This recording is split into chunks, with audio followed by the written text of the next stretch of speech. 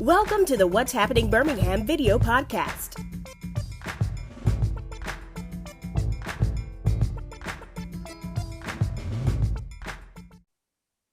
Hello, everyone. This is Jarvis and Scott with What's Happening Birmingham. Today, I have the honor and pleasure. I always love it when I have more than one guest on my podcast. Today, I have three people, but no, I have three important mayors here in the state of Alabama. Great organization called Alabama Conference of Black Mayors. So, good afternoon, everyone. Good afternoon. Good afternoon. Great. We'll bring my friends on to talk about the Mayors for Healthy Community project that their organization is spearheading right now during COVID-19. So I want to start off with a little introduction, start off with you, Mayor Vicky. Good afternoon, everyone. It's so good to be on. Jarvis, I want to take a moment to just extend our gratitude to you for just taking the time to partner with the Alabama Conference of Black Mayors. It is simply another opportunity to that the Alabama Conference of Black Mayors have to just spread our message, a message that we've been working on nonstop. And so we're just glad to be here this evening to talk about our program, our Mayors for Healthy Communities program. Okay, and next, Mayor Ward. Good afternoon, and I also would like to thank you for this opportunity you have given us to be a part of your podcast. My name is Jason Ward, and I'm the mayor of the town of Lisbon, Alabama, and that is in northwest Alabama in Choctaw County. And I am the president of Alabama Conference of Black Mayors, and I'm glad to be a part of your podcast this morning. And last but not least, and I know I got last, Mayor Ojai. Yes, sir. Again, my name is Mayor Beauty Ojai, and I'm the mayor of Gordonville here in Lowndes County. And our town is situated between Montgomery and Selma, Alabama. Quite historical area that I'm in reference to the civil rights movement. And of course, we've been working with Mayor Ward and Mayor Vicky, our director, all mayors, been working to do the best we can to try to avoid ourselves and everybody else from getting COVID-19, and expounding every week on tips and information that we can help each other as Black mayors so we can pass it on to our communities. Okay, so before we start, what specific project you all are doing? So kind of tell people, I guess Vicky could spearhead with this. So what is the Alabama Conference of Black Mayors? The Alabama Conference of Black Mayors was organized in 1972 when 7 mayors throughout the state of Alabama came together to organize the Alabama Conference of Black Mayors so that they could and would have be able to speak with one united voice and represent the citizens throughout the state of Alabama. So from 1972 until this day, we're still about the same thing, speaking and being the one voice representing all citizens throughout the state of Alabama.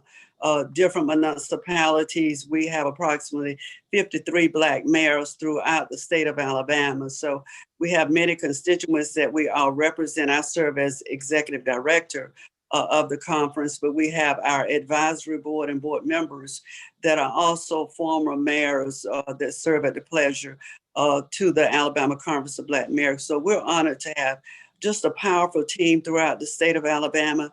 Our Mayors for Healthy Communities program actually started back in 2015 when the Alabama Conference of Black Mayors partnered with Morehouse School of Medicine, Satcher Health Leadership. Our mayors, since that time, attend a leadership conference in Atlanta, Georgia, once a year. And our goal there is to ensure that all mayors are informed and well aware of the disparities throughout the state of Alabama. It is a leadership forum for all of our leaders throughout the state. But prior to COVID, we were then Mayors for Healthy Communities because we recognize the disparities in all of our communities that we deal with on a daily basis. We know COVID that our community is actually dying 3 times faster. But we're blessed to have mayors that are equipped to deal with the situation that has been our advantage at such a time as this, is to have a team that is fully of all of the disparities in our communities. So I see that you're saying you've often started doing virtual town halls. Has this already started, or are you in the process of beginning doing that now? No, it is truly awesome. At the onset of COVID, we started our teletown hall meetings that happens each Monday with the Alabama Department of Public Health, Alabama AARP, and we have our now included task force that is a member of the Alabama Conference of Black Mayors, which consists of mayors and former mayors serving to represent all of our citizens. That happens each Monday. On the previous Monday, we had the Alabama State Funeral Home, because that directly affects our constituents in all of our cities, so that they're aware of what we're dealing with on that. And that makes a world of difference. In addition to addressing those concerns, we also address issues that are on the ground. We're preparing for the Jubilee in Selma, which will be different this year because of COVID. But we're working through all of our challenges and making everything happen. And our teleconference calls is a way that we can continue to generate and get the word out. And the best part about it is that we provide accurate information to all of our constituents that our mayors can carry back to each municipality. We've also incorporated within the Alabama Conference of Black Mayors and have requested that all of our mayors create in each municipality a coronavirus task force that is on the ground. So our teleconference call, that mayor can go back to the coronavirus task force in each municipality and share the same message. And our messaging is important, and it is important to all of us that we provide accurate information. So that's what happens on our calls. And we're so grateful to have Alabama Department of Public Health, Dr. Mira McIntyre and Dr. Harris, that has worked so hard with us, just assisting us in getting the word out. So is the calls is public for anybody? They can kind of dial in and listen to each week? You can dial in. It will be on our website. We've just revamped our website entirely, but all of our information will be or is on our website, and you'll be able to go to different links on our website and connect to get information from Alabama Department of Public Health, AARP, or our now included task force. We have a larger organization that we also partner with, and that's AAMA, which is the African American Mayors out of Washington, D.C., that is now working with the Biden administration to assist the Alabama Conference of Black Mayors. Okay, so Mayor Ozier and Mayor Ward, what are some things, since you've been leading these unprecedented times, that you all have faced with, constituents and everything? Well, one thing that we did as the Black Mayors Association, we found that there was an arm that was missing with us, and that was a faith-based arm. So we formed a faith-based department. I co-chair that department with Mayor Perkins out of Selma. We found that a lot of our constituents in our communities, they were listening at that pastor after they listened at Jesus. It seemed to be the way that we are. We're going to listen at what the one is saying from the pulpit. So we use that as an arm as well, where we have different pastors called in on the conference call, and they can they started getting firsthand information as well to take back to their pulpit, which have been very, very active here in Lowndes County with us, because when pastors can call in and they can be a part of, they can better relate that to their parishioners. So that's one thing that we have done. And we started that early on last year. Also, due to the fact that I lost a sister to COVID. Yeah. And with our group, I think I might have been one of the first mayors to lose a sister or a brother. And with that, I use that as a tool to let other mayors know to put the word out. When that happens, don't hide it. We really started tracking before the government started the tracking. Right. Because what I did, when my sister caught COVID, unfortunately she passed from it, I passed on to the Black Mayors Association, tell everybody. Mhm. The person that have passed on or have it, they can't speak for themselves, but family members can. When you put that person's name out in the community that they have COVID or they passed from COVID, then people will start relating to, wow, I saw this person yesterday. I saw this person 2 days ago. I talked with them just a day before that person went into the hospital. And with that, the community can start tracking safety measures. Go get tested, put out the symptoms. So that's an arm that the Black Mayors Association that we start working with a lot. Faith-based community connections to get the word out. Less social distance, less wear masks. I think Black Mayors Association started that before the governor really put it out. We really went to work on that. We started posting it in our communities. We passed out flyers. We encouraged people to wear the mask, to social distance, wash their hands. That have saved some lives. It has. And that's what it's all about. Mhm. So Mayor Ward, what are you all's plans to now we've reached kind of like the vaccination phase, as far as getting information out to the community and specifically even misinformation about the vaccine? Well, again, when we first started this, we see that we needed to do something to help our mayors be aware and informed of what was going on. So that's when we began our phone teleconference.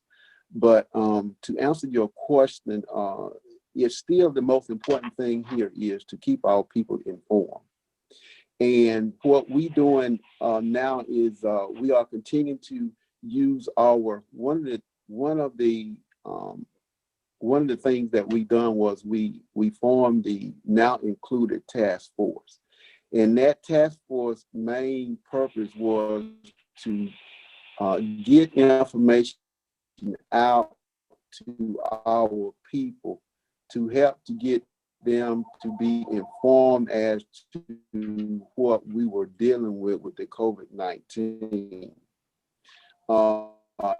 And that will be the same object here is with tell them to encourage them to they're getting accurate information as to how important it is to take the vaccine, because as you see now, there's always misinformation being put out there. So it is our position is to make sure that we get them accurate information. And that's one of the most important things that the ACBM is doing, is make sure that our mayors and faith-based leaders have the accurate information to pass on to their constituents and also to their congregations. Okay, and is there and another thing to piggyback onto that, Jarvis, if I may, here in Lowndes County, the healthcare department started this last week.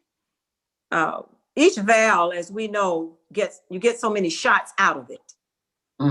And to keep from throwing away or getting rid of or disposing even one shot, they started here in Lowndes County taking names and phone numbers of people that really wanted to get vaccinated and could not get vaccinated, or some folk with a lot of underlying conditions would leave their name and phone number and would let the health department know that if someone can't make it, or they have a vial left with 5 or 6 shots in it, Dr. McIntyre confirmed today that yes, call those people, tell them to get there within 15 minutes.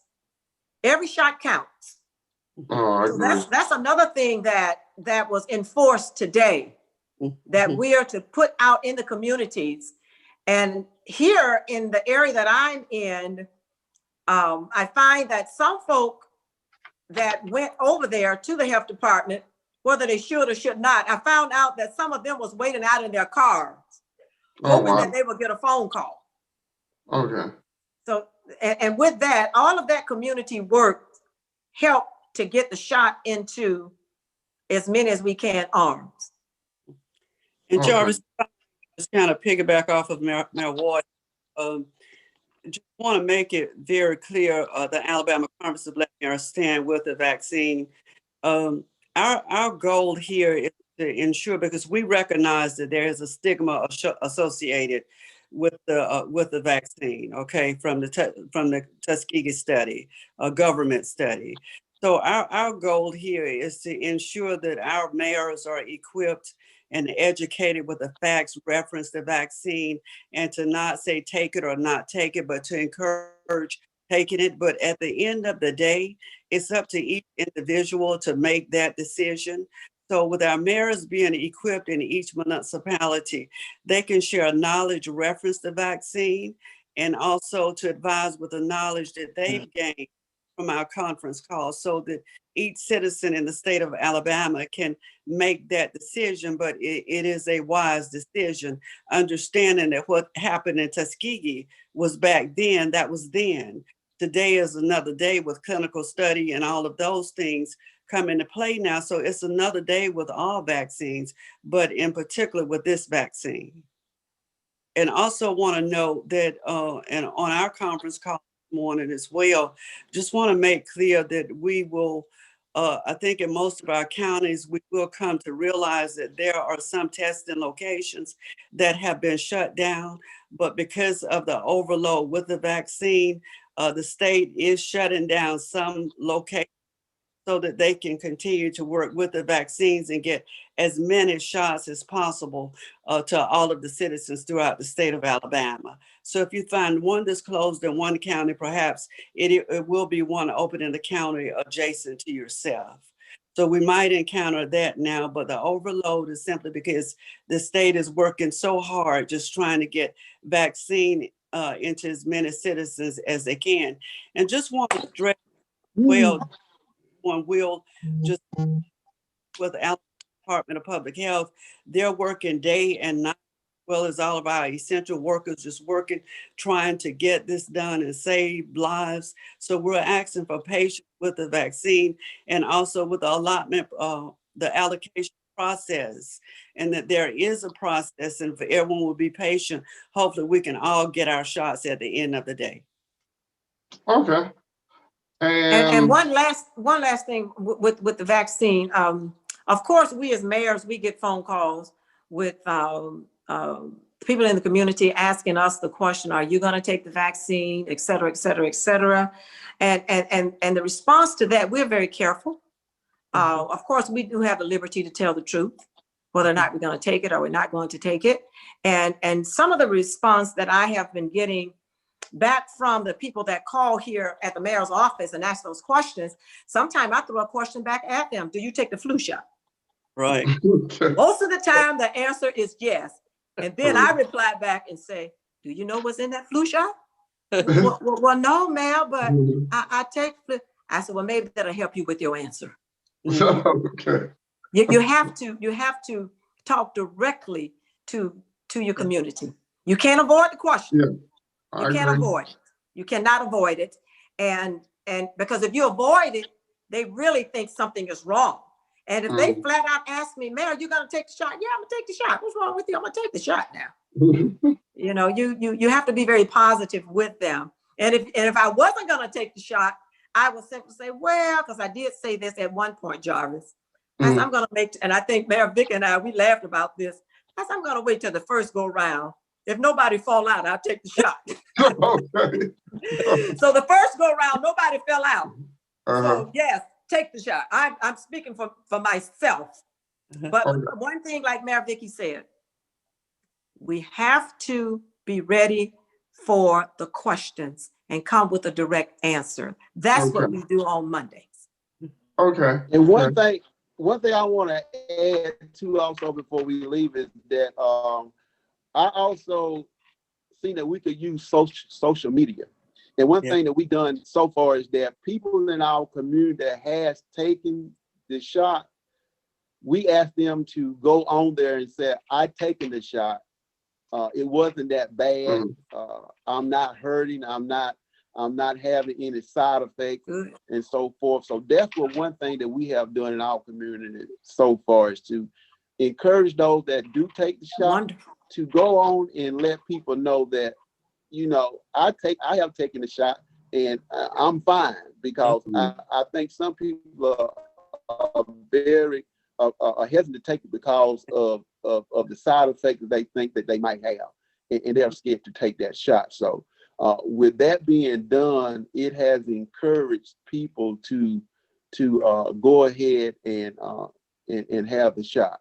So that's one thing that we can use is our social media within our community. Okay, and what's that website, Vicky? So you can go out and find more about what you all are doing. It's www.tacbm.org. That's www.tacbm.org. It is the Alabama Conference of Black Mayors, TACBM. Okay, well, thank you all for coming on today. Feel free to come back on in the future and kind of give us an update where you all are at, especially since we're in the vaccination phase right now. And it's interesting that you have to say that too, Mayor Ozier, because a lot of times people say, yeah, post on social media, you gotta show us doing it. We want to show you getting stick in the arm for it. But they need proof. Right. Thank you so much for just assisting us in spreading the word. But it's all about us getting our message out. I think the more we inform our constituents, the better we'll all be in a better place. So we appreciate your assistance here. And thank you again to our very own Charles James that has worked so hard with the Morehouse School of Medicine, Satchel Health Leadership Institute, and with the Alabama Conference of Black Mayors. So again, thank you so much.